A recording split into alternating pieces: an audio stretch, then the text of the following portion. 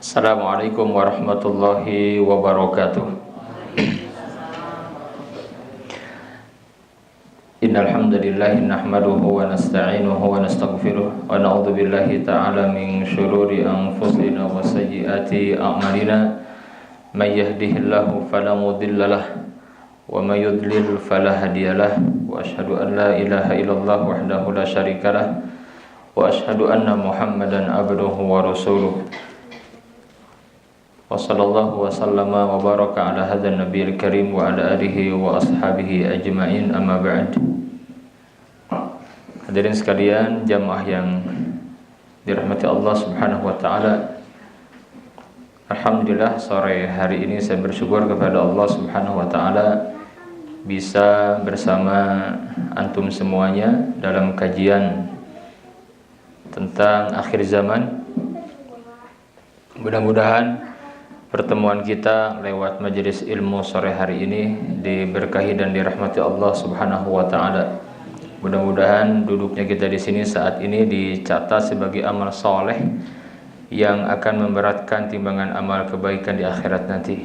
Allahumma rabbana taqabbal minna innaka antas samiul alim wa tub alaina innaka antat tawwabur rahim. Baik, kita akan lanjutkan. Ini pertemuan kedua ya dari majelis ta'lim akhir zaman, yang memang kita akan fokus membahas tentang akhir zaman seperti apa. Kalau pertemuan yang sebelumnya saya membahas tentang muqaddimah, pengantar memahami kajian akhir zaman. Nah, sekarang kita akan masuk pendalaman dari setiap temanya. Nah, kita akan awali sore hari ini dengan membahas tentang Imam Mahdi, yang menyambut tampilnya Imam Mahdi, pemimpin umat Islam akhir zaman dalam nubuat Nabi yang mulia sallallahu alaihi wasallam. Kita akan kaji tentang Imam Mahdi dalam manhaj akidah Ahlus Sunnah wal Jamaah. Seperti apa Imam Mahdi al-Muntadhar, Imam Mahdi yang dinantikan kehadirannya itu seperti apa dalam akidah Ahlus Sunnah wal Jamaah. Mudah-mudahan dengan mengkaji materi ini kita tidak salah lagi ya meyakini Imam Mahdi, dan sekaligus mudah-mudahan dengan mengkaji Imam Mahdi ini memberikan optimisme yang tinggi dalam beragama. Karena memang kalau kita tidak punya optimisme yang tinggi dalam beragama saat ini, Pak, waduh, kita ini sedang berada di fase atau babak belurnya umat Islam gitu. Kita bersyukur kita punya akidah seperti ini.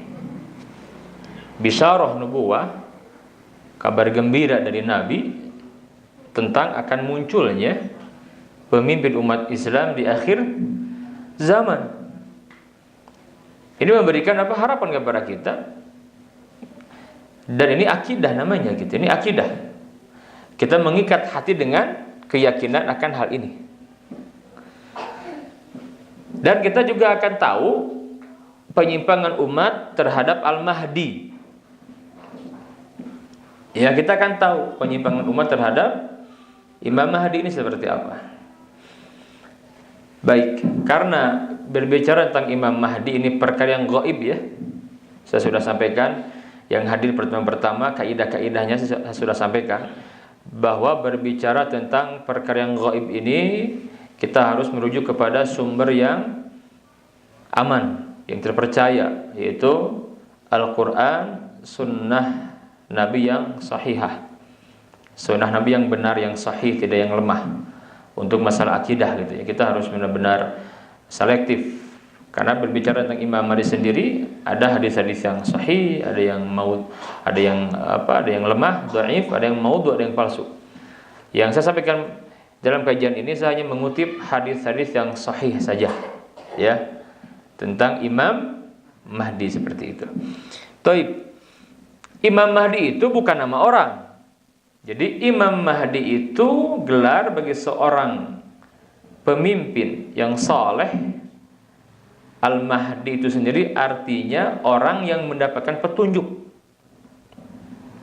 Dialah mujaddid atau pembaharu yang paling agung, pembaharu sepanjang sejarah umat Islam yang akan muncul di akhir zaman, yang termasuk keturunan dari Nabi yang mulia sallallahu alaihi wasallam, dari putrinya Fatimah, dari cucunya Al-Hasan bin Ali.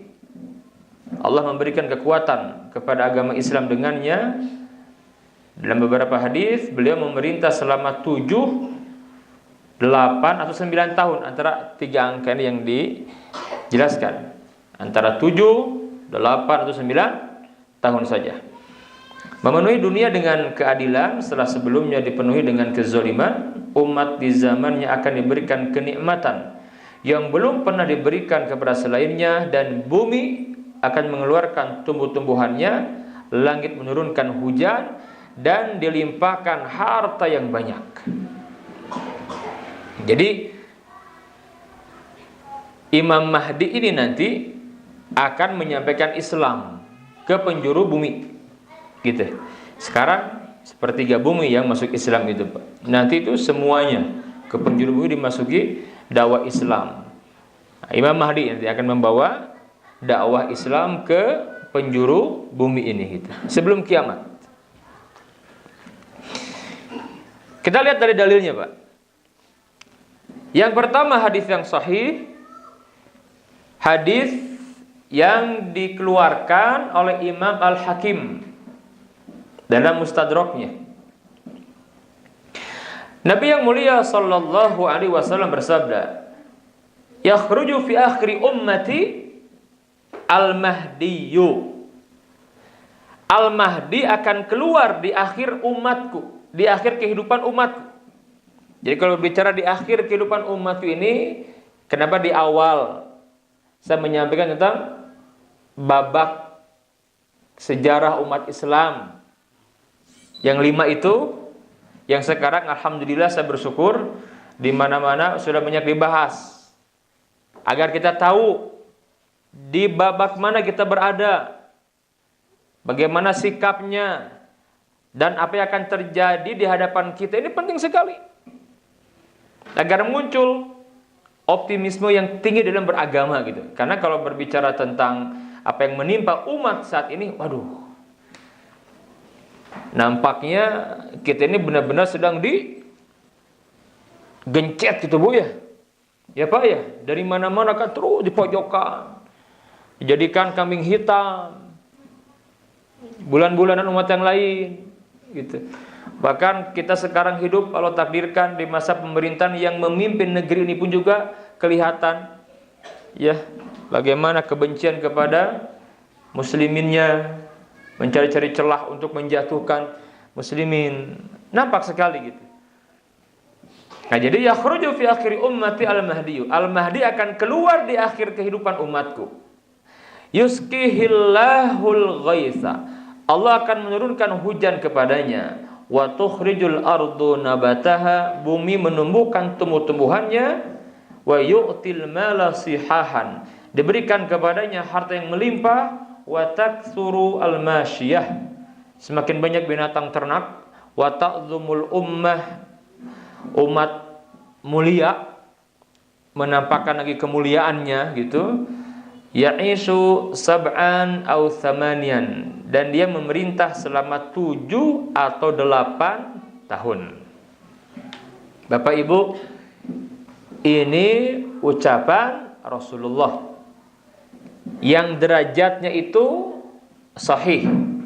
Artinya kekuatannya sama dengan Al-Quran, gitu. Ya, kekuatannya sama dengan Al-Quran. Gak ada celah untuk mengingkari. Yang berikutnya, siapa Imam Mahdi itu?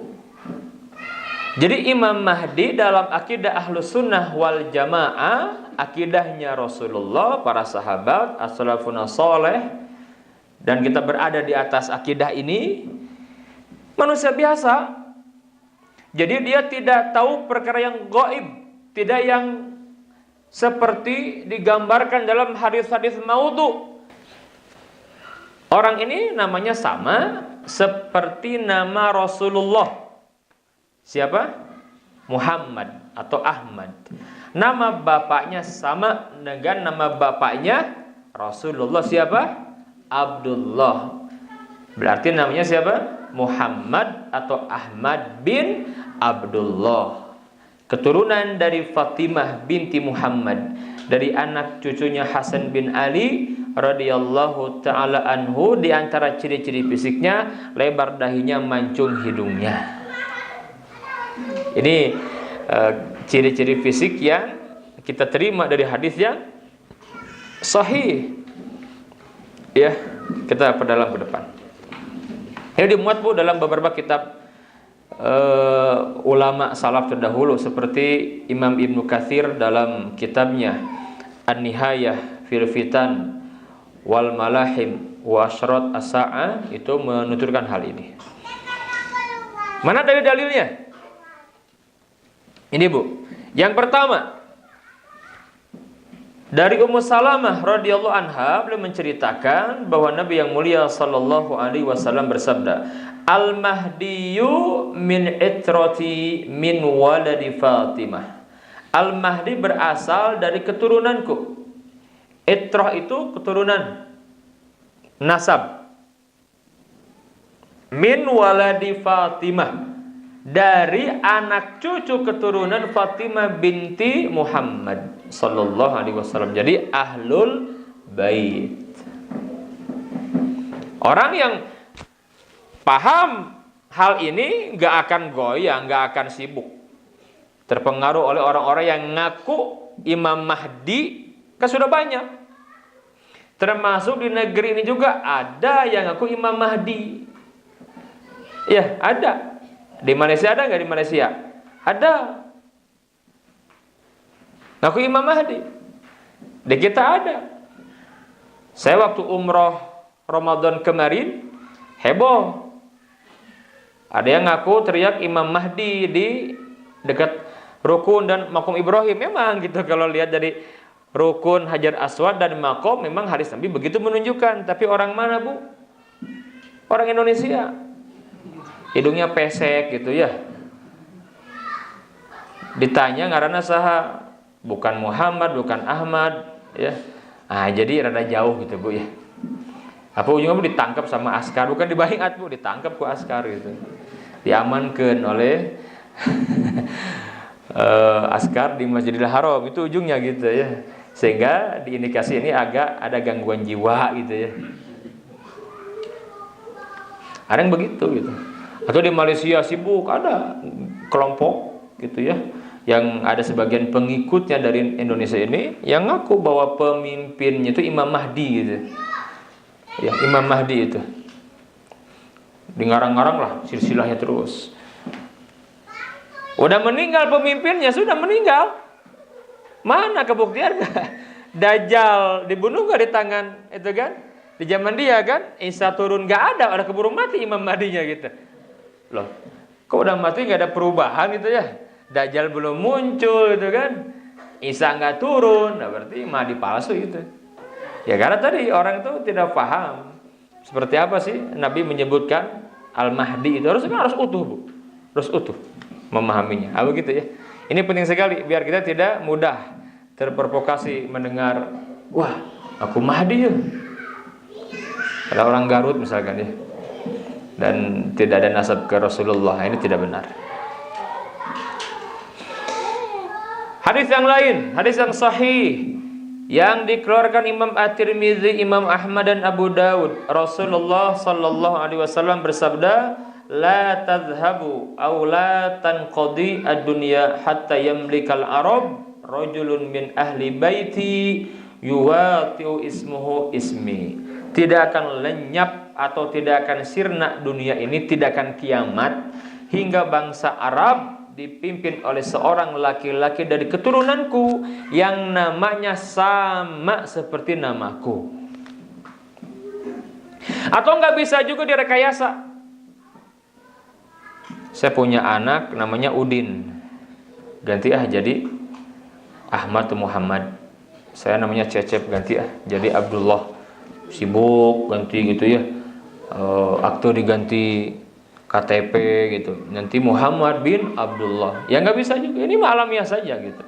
Bahkan Imam Mahdi sendiri pun dia tidak tahu kalau nanti dia akan dibaiat jadi Imam Mahdi gitu. Dan segudang hikmah banyak. Karena kalau sudah ketahuan Imam Mahdinya, Bu, bisa dibunuh itu, Bu. Bisa dikejar atau umat bisa gulunya kebayang itu. Wong sekarang saja asa orang ngaku Ahlul Bait keturunan Rasulullah, lihat diperlakukannya sedemikian rupa oleh orang-orang awam, betul tidak? Dicium, wah, diciuman segala macam. Mungkin kalau nanti Imam Mahdinya udah muncul, akidah masih seperti ini gitu, udah dikenal, sehingga nama dipanggul terus Imam Mahdi kan nggak boleh turun gitu kan. Wah, di bulunya kan begitu. Nah, jadi banyak hikmahnya kenapa Imam Mahdi kemudian ya munculnya itu dia sendiri tidak merasa dia Imam Mahdi gitu. Nanti kita akan bahas ke depan. Oke, sekarang ciri-ciri fisiknya, Bu, ya. Tadi dari hadis yang sahih kita mendapati Al-Mahdiyu minni. Al-Mahdi itu dari keturunanku. Ajlal jabhah, lebar dahinya. Aknal anfi, mancung hidungnya. Yamlaul ardo kiston wa adla, yang akan memenuhi bumi dengan kejujuran dan keadilan. Kama muliat jauron zulman yamliku sab'asinin, ia memenuhi bumi dengan kejujuran dan keadilan sebagaimana sebelumnya bumi dipenuhi dengan kezaliman dan penganiayaan. Dan dia akan menjadi pemimpin berapa tahun? 7 tahun gitu ya. Di hari itu 7 tahun. Ini, Bu, ya, yang kita dapatkan. Jadi jangan ngarang-ngarang nyari-nyari mana ya yang dahinya lebar. Jangan gitu kan. Yang irungnya mancung saha, wah ieu Mahdi ya. Misalkan, ya enggak usah lah gitu ya. Karena nanti pada akhirnya kalau dia muncul semua akan tahu gitu. Akan mudah. Akan mudah, kita akan tahu sendiri. Tapi orang yang beriman ya. Orang yang tidak beriman ya tadi, imam jadi pengikutnya munafikin, orang-orang Yahudi gitu kan. Orang yang munafik yang tidak kuat iman, dia tidak akan menerima Al-Mahdi gitu. Ini orang yang memang kuat imannya, yang faham, makanya harus punya ilmunya dulu kan ya. Harus tahu biar tidak salah nanti berbaiat gitu. Bisa jadi nanti malah jadi pengikut Dajjalnya gitu kan. Bisa jadi orang ribut sibuk pengikut Al-Mahdi, dia pengikut Dajjal. Naudzubillah. Nah, jadi tidak benar ya. Dalam akidah kita hanya mendapati keterangannya lebar dahinya, mancung hidungnya. Ada asar dari beberapa sahabat. Nah, ini ciri-ciri fisik Al-Mahdi adalah campuran atau memadukan ciri-ciri fisik kedua kakeknya, yaitu Nabi Muhammad sallallahu alaihi wasallam dan Ali bin Abi Thalib radhiyallahu taala anhu. Itu yang kita dapati. Ingin lebih kenal, baca saja Syama'il Muhammadiyah. Jadi kalau ingin mengenal fisik Rasulullah, baca Syama'il Muhammadiyah. Jadi kalau ingin mimpi ketemu Rasulullah gitu, semoga kita ingin kan ya? Ingin. Kenali dulu Rasulnya, kenali dulu. Jangan salah. Jangan kenal ke Rasul, tiba-tiba mimpi ngaku ketemu dengan Rasul. Jangan. Dulu kan pernah ditanyakan, ada seorang yang mengadu kepada Ibnu Sirin. Ini Ibnu Sirin ini ulama salaf yang dia punya kitab takwil mimpi terkenal, Tafsir Al-Ahlam, itu masih ada sekarang, masih ada. Datang ke seorang ngaku, wahai Syekh, saya mimpi bertemu dengan Rasulullah. Memang benar kalau bertemu dengan Rasul itu setan nggak bisa menyerupai Rasulullah. Tapi Ibnu Sirin tidak lantas percaya. Tidak, kata Ibnu Sirin, siflana ma ra'aitahu fil manam. Coba ceritakan. Ceritakan fisiknya yang kamu lihat di mimpi itu. Diceritakanlah. Wah, seperti ini. Kesimpulan Ibnu Sirin, yang kamu lihat bukan Nabi, katanya. Kan alhamdulillah kita bersyukur kepada Allah. Para ulama ya dari masa ke masa menulis kitab tentang fisik Rasulullah, mengumpulkan dari hadis-hadis yang sahih yang mana para sahabat menceritakan seperti apa fisik Rasulullah itu. Nah, dalam ilmu sejarah, ilmu sirah namanya apa? Asy-Syama'il. Ada sirah tartib ahdas, itu kajian sirah kronologis.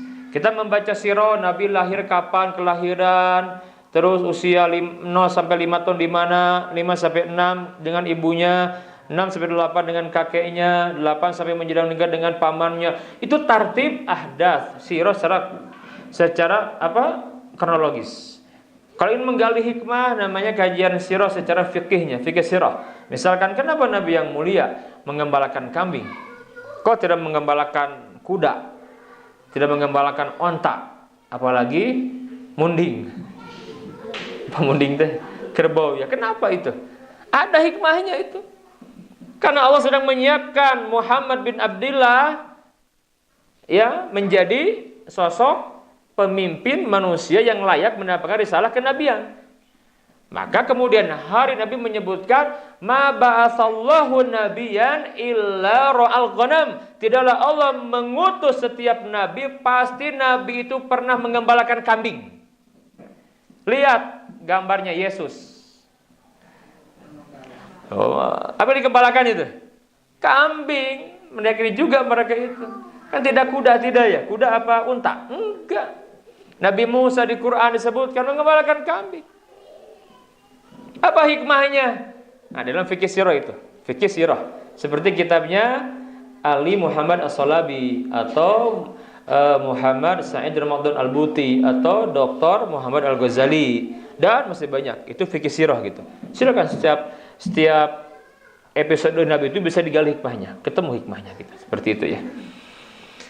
Kemudian ada Syama'il Muhammadiyah. Nah, ini kalau ingin mengenal fisik Nabi seperti apa, hidungnya seperti apa, rambutnya, tingginya, itu diceritakan. Apakah Nabi pakai cincin?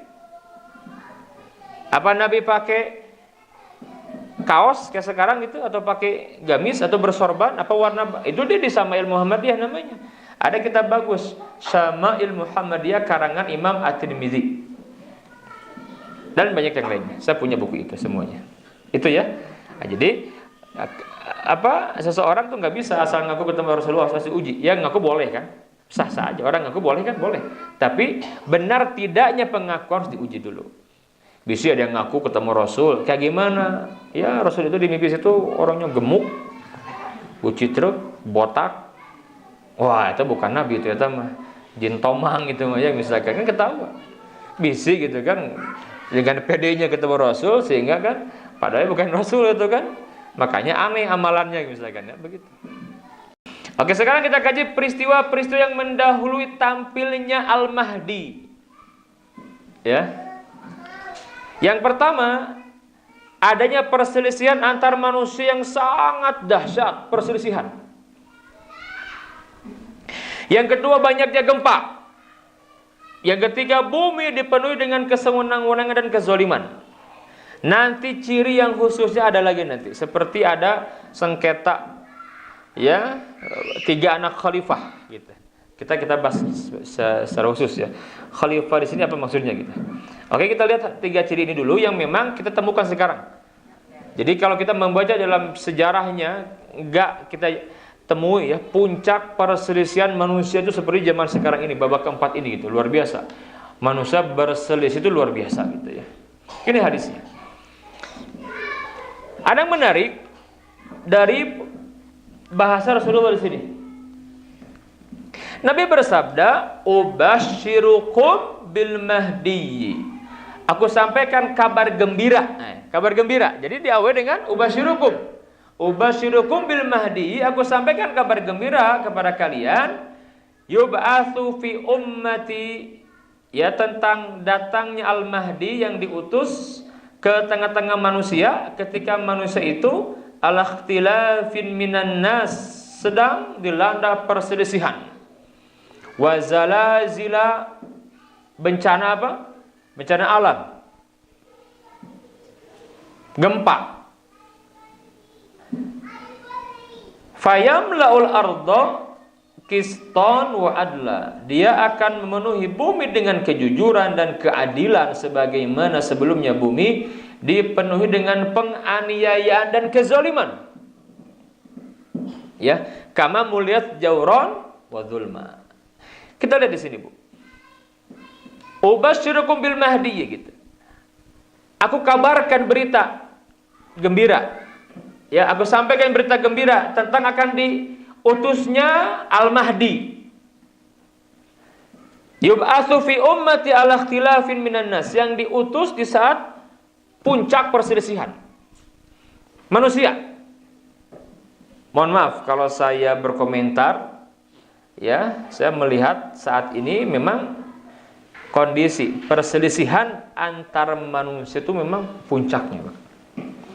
Ya, bahkan tidak cuma manusia, sesama muslimin, betul? Maka apa solusinya kata Nabi yang mulia? Fa innahu man ya'ish minkum fa sayara ikhtilafan katsira. Siapapun di antara kalian yang hidupnya lama nanti di akhir zaman itu, yang setelah Nabi wafat, kalian akan menjumpai apa? Ikhtilaf yang banyak. Sekarang terjadi tidak perbedaan itu? Banyak.